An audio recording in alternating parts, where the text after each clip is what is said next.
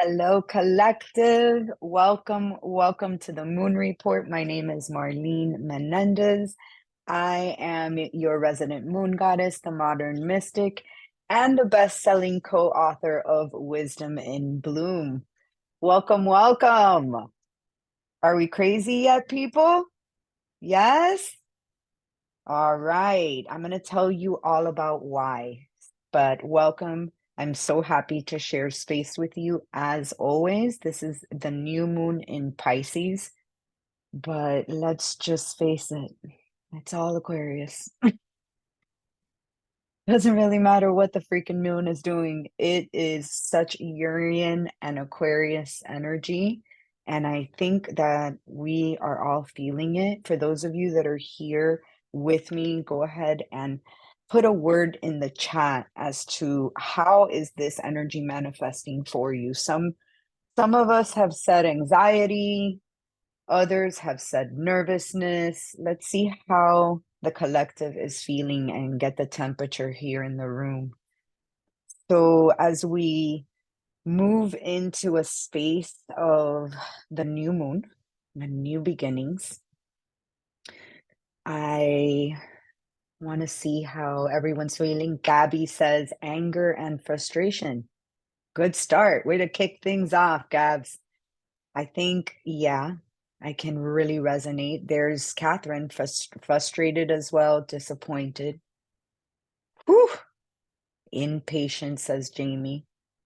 Yeah, yes. Friends, I have been feeling the same. I think I could resonate with all of those emotions.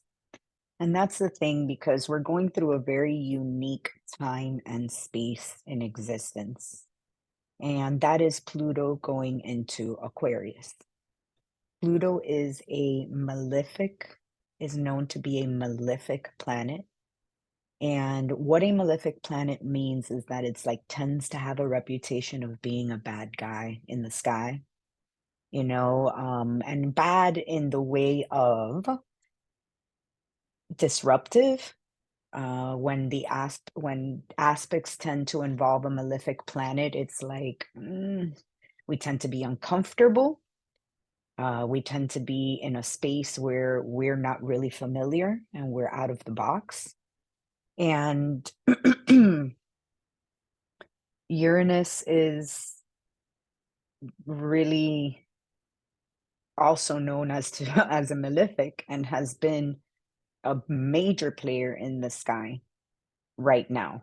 Uranus being the ruling planet of Aquarius just amplifies this Aquarian energy. And for us, Uranus is a planet where it's out of our concept of like knowing. We don't really have a lot of information about the frequency of Uranus. It tends to be galactic or alien. It tends to be beyond our understanding. The father of the heavens is a archetype that is tends to be related to Uranus. So we are dealing with energy here that is unknown to us. So I really want to take us to, I mean, say that we need to take a collective break. We need to have collective grace. We are in unknown territory here, trying to manifest with information that is recycled and is outdated. And I'm sure that each and every one of us can look back at the last 2 weeks and pick out certain events, certain conversations, certain relationships, certain activities that have made us feel uncomfortable, made us feel outside of the box, made us feel nervous or agitated or irritated in some way. And this is all Uranus energy. Now, the major players, this is even before we get to the moon in Pisces. This new moon in Pisces is beautiful. I just want to say that. But all this other energy that I'm going to talk about that has been leading to the new moon is what's made us feel really, really intense and out of sorts. and unstable. So Uranus has been squaring Mars and Venus all week. And this is a really tough aspect. When I say squaring, it means that these three planets have been having a hard conversation. And it's been uncomfortable to say the least. And with Mars square Uranus, the energy can get very aggressive and it could be sudden. It doesn't really, Uranian energy doesn't really give you a lot of heads up before it comes and hits like a lightning strike. So there may have been, news that has come to you all of the sudden, things that have changed all of the sudden. You thought you were in one trajectory, and then you find out there's like a blip in the road or something that you have to do that's different, and it's requiring you to pivot. Um, there could be just innate nervous energy, like, oh my God, something's gonna happen, like really agitated and feeling it like I touch my heart chakra on my throat because I've been feeling it here. And it comes in like a like a sudden like shortness of breath is the best way I can describe it when it hits me. And it hits me in waves and it's potent. And, the new moon coming into Pisces, having Neptune be in Pisces as well, the ruling planet, it also is extra potent. So there's all of this extra potent energy going on in the sky right now. And it's no wonder that we're feeling, agitated, frustrated, angry, because it's really bringing up things that don't want to go on this new cycle with you. And let me explain. Piscean is the last sign of the zodiac before we go into the season of Aries, and it's the spring equinox, the energetic new year, if you will. And being that it's a new cycle on a new moon, this moon in Pisces is with its ruling planet of Neptune, and then it has Saturn on the other side of it. So think about like the sun and the moon being sandwiched between Neptune and Saturn. And this sandwich is quite interesting, because Neptune and Pisces is about our dreams and our inspirations and our aspirations. And it's beyond limitations, and it's hard to access Piscean energy and really bring it down here into the material world where we can use it and we can, live it. Being that Saturn is in this sandwich, we are really in a portal of being able to actualize our dreams, being able to combine the energy of Saturn and the energy of Neptune, put that together, and come up with something tangible. And remember, it's a new moon in a new cycle right before spring. All you need is a spark. All you need is a sprig. All you need to know is that there's signs of life. That is the beginning of something. Some of the changes that we may be experiencing may come suddenly. Some of them may be gradual. If Uranus is involved anywhere in your chart, meaning in your natal chart, your own personal astrology chart, then you are going to be probably feeling, shift in directions, uh, but also with innovative ideas and inspiration.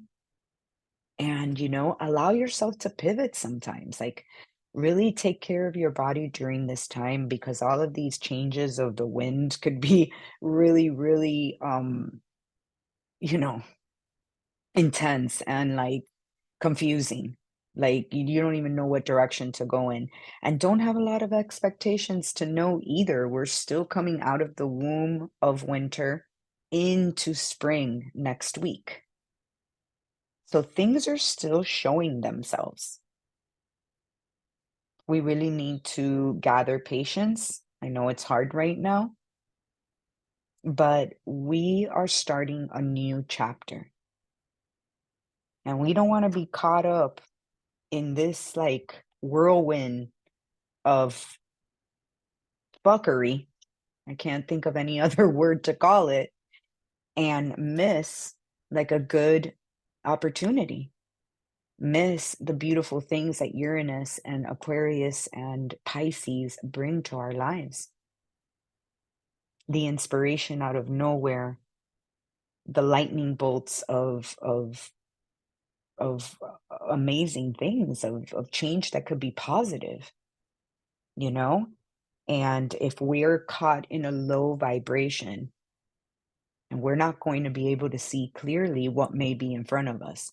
And on the other end as well, we may not be able to discern clearly what's in front of us. Like, think about things if there's like a lot of information coming at you and you're feeling impulsive about things, that's very common during this time. But I would say take a breath, go take a breath, maybe take a walk around the block, call a friend, talk into it, bounce off someone that you really trust and that is a true support system, because there's a lot that can come hand in hand with this Neptune, um, Saturn, portal in this Pisces new moon. There's a lot that could actualize, but you have to lean into some sort of consistency, some sort of spiritual practice, you know, something that is going to hold you through the process. Allie's feeling the portal energy, and so am I. That's why I'm hosting a challenge group this month. It's going to be based around meditation. If any of you that are watching this is interested in a meditation practice, please reach out to me, DM on Mighty Networks or in any of the social media platforms. You know, it's important to have a consistent meditation and doing it in community. I mean, it's important to have a consistent practice, and doing meditation in community is, a way that we can lean into a spiritual practice right now and we don't feel like we're out there in the ethers doing it by ourselves. So that is also leaning into a spiritual practice, allowing others in a time where you're not feeling that comfortable, because that shift, that change may set a series of events that could really be a beautiful thing, because this new moon is really inspiring and really full of hope and just beautiful. I personally find that it's really mystical, and you know I think that soon we're going to start seeing that the seeds that we planted are really going to take root, and they're going to give us a fruitful harvest. But the energy right now seems a little freaking impending doom. Like, and there's a lot going on in the world. There's a lot of very difficult energies that we are dealing with as a collective, like as a humanity, right? As a human race. And that affects all of us in so many ways. And if we think that this Uranus energy is over, it's not. I mean, this is a beautiful new moon to have in the middle. This is an inspiring moment that I really want you to lean into and like make some plans. Like, I know Pisces and Neptune is more dreamy, but Saturn is there to help you make some plans. Make some plans around your spiritual practice. Make some plans on how you're going to rest. Make some plans on anything that it is that you are really, really trying to like weave into your life. And it's possible. And into next week, this aspect with Mars and Uranus and Venus is, it's already now after the new moon. By the way, the new moon was yesterday morning at 4 a.m. And Well, it depends where you are on the planet. So please adjust to your current location. But um, next week, Jupiter is going to get close to, I think I would say, a 5-degree conjunction with Uranus, and anything that Jupiter touches expands. So what's going to happen to this Uranus energy? It's going to expand. It's going to get more intense. It's going to get more weird. And the one thing that we can really awaken to is that there's going to be a lot of ongoing change from here to June. And change is going to happen. It could be sudden. We are going into eclipse season, which I don't even want to go into right now. We'll talk about that in the next report. But change, change, change. If there's one constant, is that there will be change in your life. And it doesn't mean that it has to be change with a capital C. For some of us, it will. But definitely, there will be change. And your world may look slightly different than it did before this eclipse season. So it's going to be pretty interesting, and I really want to leave you with excitement. This is something that we're all experiencing for the first time. You know, Pluto is a planet that moves in and out of signs. I think it's between 18 and 20 years. It resides in a sign, in a constellation. So these are like big amount of times. Like this is like an age, right? That's happening, right? And a lot of people refer to it as the Aquarian age. I'm sure that most of you have heard that term. And we are just at the beginning of that. We are just feeling. And Pluto will be going back into Capricorn in September. And I think it's there until November before it comes back into Aquarius and then finally stays there for 20 years. So we are going to accustom to this new frequency. It won't be going back to accustom to what we expect it to be or how it was in the past. So it's up to us to be excited about change, excited about innovation, excited about new ideas, new cycles in your life. And how is it that you can contribute? Or how is it that you want to contribute? And it doesn't matter what age you are or what phase you are in your life. There is always something that you can contribute personally, professionally, socially, culturally, globally. Sky's the limit. But you have purpose at every stage. Okay. And I want you to really embrace that with excitement because we are going to be experiencing some really cool things. And I think that that is something to get excited about. There will be a little discomfort along the way, and we will be learning new things, and that's always fun, right? So let's keep hopeful. Let's really grab this, new moon. Grab this new moon. Uh, embrace this new moon for what it is and what it can bring into our lives. And that's more inspiration, more of what we dream about, and it could be yours. So if you're having trouble believing, if you're having trouble centering yourselves, make sure that you're taking care of your bodies, make sure that you're reaching out to your support system or people here in the collective if you're part of Anima Collective. And I think somebody had an answer, a question.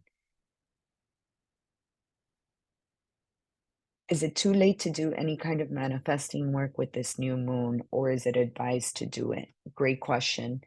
I really think that this is a beautiful new moon that um I don't see I don't see any aspect that would make it a negative new moon to have any kind of intentions. what my disclaimer is, it all depends on how you, the antenna, the user, right, feels.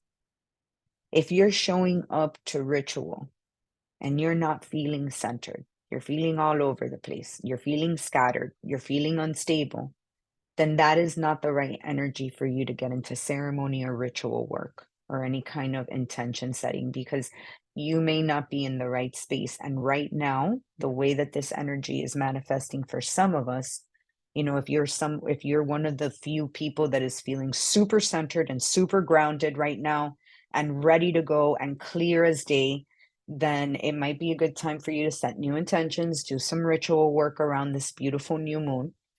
But if you're in a little wonky place, if you're in a place where you're not exactly sure, or you have doubts about some direction, or there's not enough clarity around things, then I would say, just wait until after eclipse season. Just We'll be in spring anyways, and there will be plenty of opportunities for us to do some new intention work, a new planting, or seeing what seeds are actually sprouting and what direction we're going in. But right now, most of us are not clear. Like, for example, I don't feel clear enough to do ritual work. Not at this time. Right now, I just kind of want to, hunker down, make myself take this journey as pleasure, enjoy this journey with as much pleasure as I possibly can, as I'm still coming out of the womb of winter and I am waiting for the return of the sun in the spring so that we can celebrate the new year. So it is okay to want to just, ride out what's going on right now, get some extra rest. Your body may be asking you for extra rest. Please listen. Please listen. We are not used to this really erratic energy, and we just may need more rest. That's just it, you know? So I am sending you so much love. I'm sending you a big, big hug. Again, if you're interested in joining us for the meditation challenge, I our fierce leader, Jamie, is going to be one of the challengers. So if you're afraid of jumping into a group where you don't know anyone, you know Jamie and me. So that is definitely not a reason. But it's a good time to have a constant. It's a good time to have a thing to show up to, you know, have a space and time where you prioritize yourself for the benefit of yourself and others in your life. So join us. We would love to have you and enjoy this new moon. Enjoy it as much as you can. I will see you for the full moon. Take care.